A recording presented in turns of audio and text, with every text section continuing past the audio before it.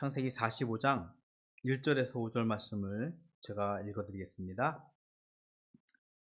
요셉이 시종하는 자들 앞에서 그 정을 억제하지 못하여 소리질러 모든 사람을 자기에게서 물러가라 하고 그 형제들에게 자기를 알리니 그때에 그와 함께한 다른 사람이 없었더라.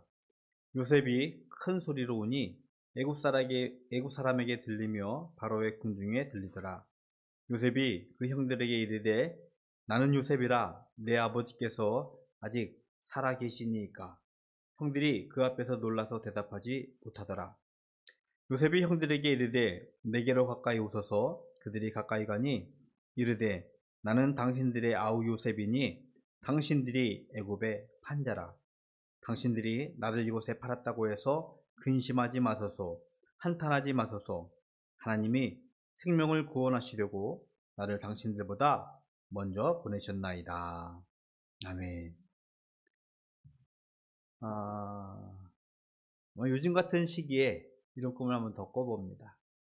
영화의 한 장면을 한번 꿈꿔봅니다. 우리를 억울하게 했고 우리를 힘들게 했던 원수들, 그 원수들 앞에서 온갖 고난, 온갖 시련들을 다 이렇게 극복하고 철저하게 원수를 응징하는 통쾌한 꿈을, 나를 괴롭혔던 직장 상사,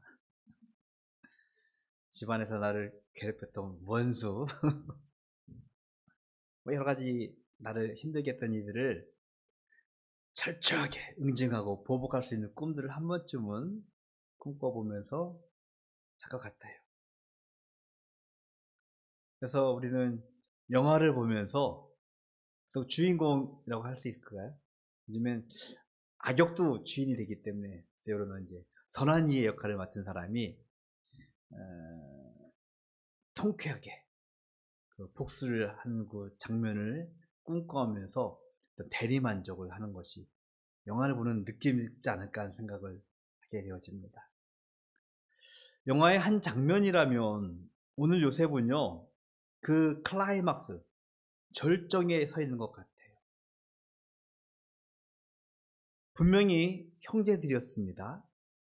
그런데 자신을 이집트의 노예로 팔았어요. 가족과 분리시켰고요. 애굽 이집트에서 노예로, 죄수로 정말로 억울하고 고통의 시간들을 다 보내고 나서 정말로 그가 꿈꾸었던 형제들의 곡식단이 자신에게 절을 하듯이, 해와 달과 별이 자신에게 절하듯이 정말 자신의 형제들이 자신 앞에 무릎을 꿇고 자신의 목숨을, 생명을 구걸하는, 연명하기 위해서 무릎을 조아리는 모습을 요셉이 마주하고 있는 거예요. 어쩌면 요셉은 자신의 형제들에게 복수할 기회를 엿보고 있었던 것 같아요. 마지막 요셉 설교 이후에 오늘 본문의 설교까지 몇 가지 사건이 있었어요. 형제들이 기근과 가뭄을 맞이해서 요셉에게 와서 곡식을 사갑니다. 그런데 곡식 값을 그 곡식 안에다가 몰래 숨깁니다. 그리고 자신의 은잔을 그곳에 숨기게 되어집니다. 그리고 그 형제들이 모르고 돌아가요. 곡식을 사러 갔는데 곡식값을 지불하지 않았고, 심지어 마치 그 장발장이라고 하나요? 은잔을 훔쳐가는 도둑처럼 몰린 것이 형제들이에요. 결국 그 요셉의 모함? 지략 때문에 자신의 친동생 베냐민까지 데리고 와서 요셉 앞에 무릎 꿇고 생명을, 목숨을 연명하기 위해서 빌고 있는 장면이 오늘 본문의 장면의 배경입니다. 영화의 한 장면이잖아요. 너무나 힘들었고 너무나 고통스럽고 치욕스러웠던 그 시간들을 다 보내고 나서 이윽고 형제들을 복수할 수 있는 절정의 기회를 맞이한 요셉이요, 자신의 친동생까지 무릎을 꿇고 자신에게 생명을 구걸하는 형제들을 보면서 드디어 그의 감정이 폭발하게 되어집니다. 모든 사람을 물려요. 다 떠나가라고. 그리고 나서 여기서 보니까 운다고 합니다. 형제들을 만난 기쁨뿐만 아니라 어찌 보면은 그 10수년간에 있었던 회한, 슬픔, 고통의 눈물을 같이 엉엉 흘리면서 자신의 아버지의 안부를 묻습니다. 아버지께서 아직 살아계시냐고. 동생 요셉을 죽이려고 했었어요. 그런데 간신히 그를 말리고 이집트의 노예로 판 형제들, 그들의 마음은 어땠을까?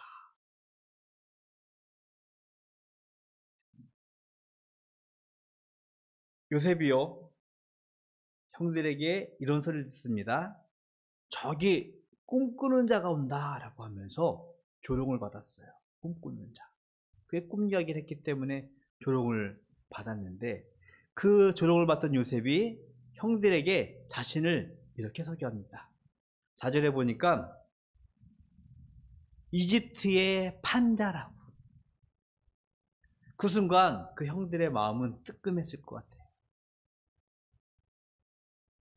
아, 얘가, 이 어린 동생이 우리를 기억하고 있구나. 이집트에 우리를 판자라고 기억하고 있구나. 처절한 복수를 위해서 그들이 한 행동을 기억하게 하고, 여러 가지 계획을 짜서 곡식값을 숨기기도 하고 은재를 숨기기도 하면서 모든 형제들을 자신 앞에 끌게 한 요셉을 바라보면서 이윽고 올게 왔구나라는 마음을 가지고, 이제는 죽었구나라는 생각을 아마 하지도 않았을까라는 생각을 조심스럽게 해보게 되어집니다.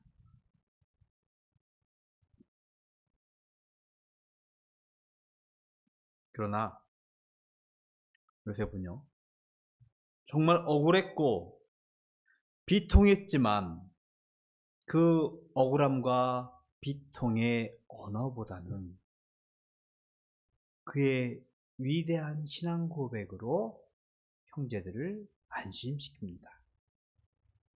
4절의 말씀인데요, 이 말씀을 좀 다른 성경의 버전으로 제가 읽어드릴게요. 당신들이 나를 이곳에 팔았다고 해서 걱정하지 마십시오. 자책하지도 마십시오.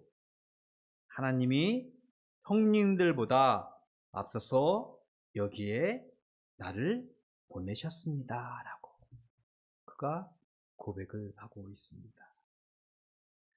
우리의 목숨을 살려주시려고 그렇게 하신 것입니다 라고 요셉은 하나님을 고백한 것입니다.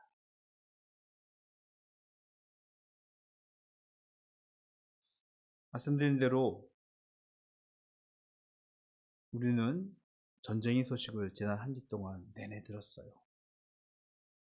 분명히 어느 쪽에서 정말로 해서는 안 될 선을 넘은 처참한 비극을 벌였습니다. 반대편에서는 그를 응징하는, 보복하는 또 공격을 감행했습니다. 아마 모든 자들이 그런 예상을 해봅니다. 어느 일정 시간, 어느 정도의 사상이 있어야지만 이 분쟁이, 이 전쟁이 그칠 것이라고. 생각해 보십시오. 처절한 응징, 보복은요, 결국 피해, 보복만 남길 뿐입니다.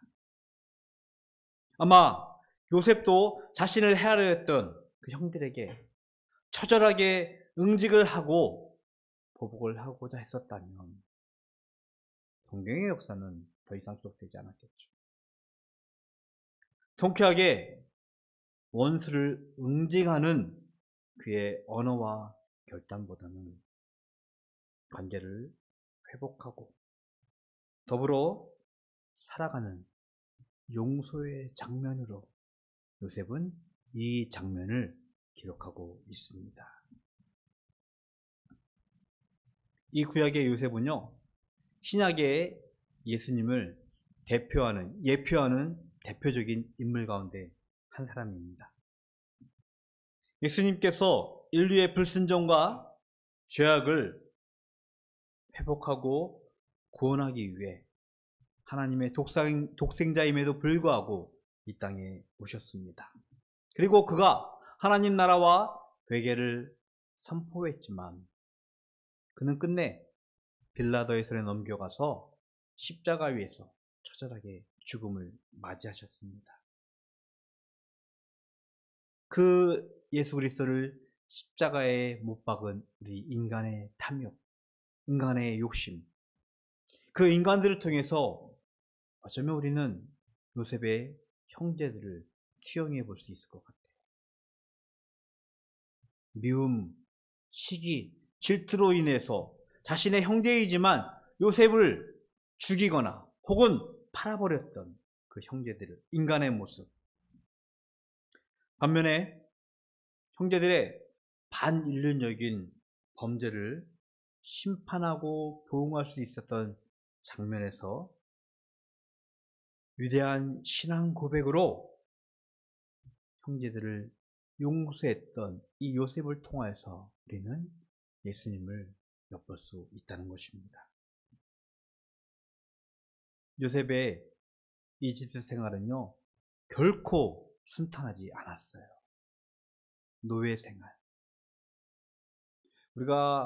저도 경험을 하지 않았기 때문에 상상할 수 없어요. 노예의 삶. 성경에 어떤 부분에 그렇게 있는데 하루 종일 일을 해요. 노예가 나가서. 그리고 저녁 때 와서 좀 쉬고 싶어요. 그럴 수 있잖아, 인간이니까. 그런데 주인이 나가서 일하라고 하면은 그럼에도 불구하고 나가서 일해야 하는 것이, 그 상황에서도 일해야 하는 것이 노예라고 합니다. 뭐 인권 혹은 뭐 그의 어떤 권리 전혀 주장되지 못하는 것이 노예예요. 그 노예의 생활, 그리고 보디발의 아내의 모함으로 감옥에 가서 살아야 하는 죄수의 생활. 너무나 억울했고 너무나 비통했던 그 시간들을, 그 시련의 시간들을 요셉은 이집트에서 보내게 되었습니다.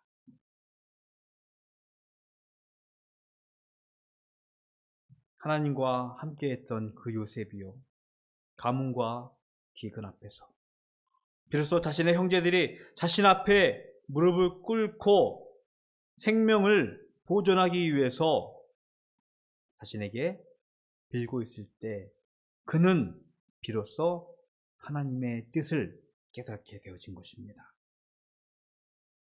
생명을 구원하시려고 하나님이 나를 먼저 고통, 억울함, 비통, 시련의 시간들이 있었음에도 불구하고 하나님이 자신을 먼저 이집트에 보내셨다라고 그는 깨닫고 형제들에게 또 우리에게 고백하고 있는 것입니다.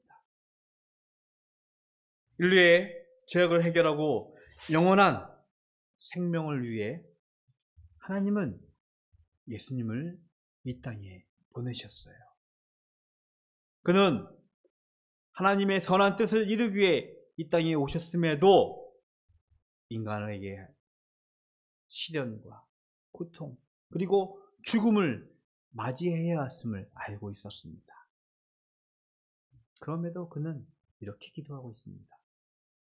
성경을 하나 읽어드리겠습니다. 마태복음 26장 39절의 말씀인데요, 다른 버전의 성경입니다. 예수께서는 조금 더 나아가사 얼굴을 땅에 대고 엎드려서 기도하셨다. 나의 아버지, 하실 수만 있으시면 이 잔을 내게서 지나가게 해 주십시오. 그러나 내 뜻대로 하지 마시고 아버지의 뜻대로 해 주십시오. 예수님은 그렇게 기도하셨습니다. 그 고통, 그 아픔을 알고 있었음에도 불구하고 내 뜻이 아니라 아버지의 뜻을 이루기 위해서 기도하셨어요.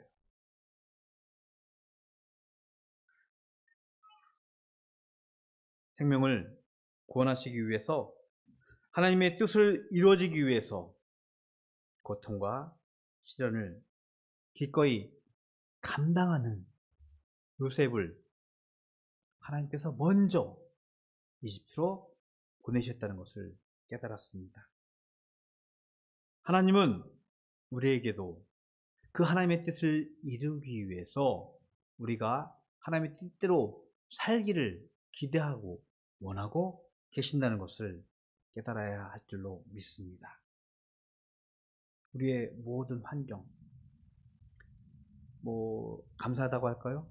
좋은 환경, 선한 환경, 우리를 힘주는 있는 환경, 풍부한 환경일 수도 있지만 그 반대의 환경, 시련과 어둠, 고통의 시간이 있을지라도 그 가운데서 하나님의 뜻이 우리 가운데 이루어지고 있음을 믿음으로 고백할 수 있는 우리 바닷교회 모든 가족이 되기를 주님의 이름으로 축복을 드리겠습니다. 하나님은요, 요셉을 먼저 보내셨듯이 하나님은 우리를 이 땅에 보내시고 하나님의 뜻을 이루시기를 기대하고 계십니다. 이 뜻 앞에 겸손히 우리의 삶을 하나님께 고백하며 하나님의 뜻을 이뤄갈 수 있는 우리 모든 바닷교회 가족이 되기를 주님의 이름으로 축복을 드리겠습니다. 기도하겠습니다. 참 좋으신 하나님, 감사합니다. 하나님께서 저희를 이 땅에 보내시고 고통과 시련의 식득 가운데서도 하나님의 뜻을 우리 가운데 이루시기를 원하고 계신 줄로 믿습니다.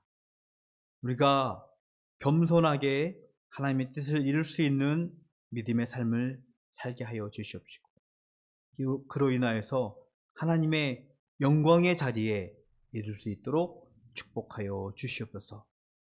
전쟁의 소식과 지진의 소식, 그 가운데서도 하나님의 평화를 기도할 수 있는 저희들 되게 하여 주시옵시고, 그로 인하여서 하나님의 샬롬이 우리 가운데 선포되어질 수 있도록 축복하여 주시옵소서. 하나님, 이 시간 구별하여 예물 드립니다. 주일 예물로 소득의 10분의 1로 감사의 제목과 기도의 제목으로 드려진 예물 하나님 기뻐 받아 주시옵시고, 이 예물로 하나님의 뜻이 이루어짐을 우리가 목도하며 간증할 수 있도록 다시 한번 또한 축복하여 주시옵소서. 지금은 우리 주 예수 그리스도의 은혜와 하나님 아버지의 그 크신 사랑하심과 성령님의 교통하심이, 하나님의 뜻이 우리 가운데 이루어지고 있음을 믿음으로 고백하며 그 믿음으로 살기를 소원하는 모든 성도들 머리 위에 영원토록 함께 있을지어다. 아멘.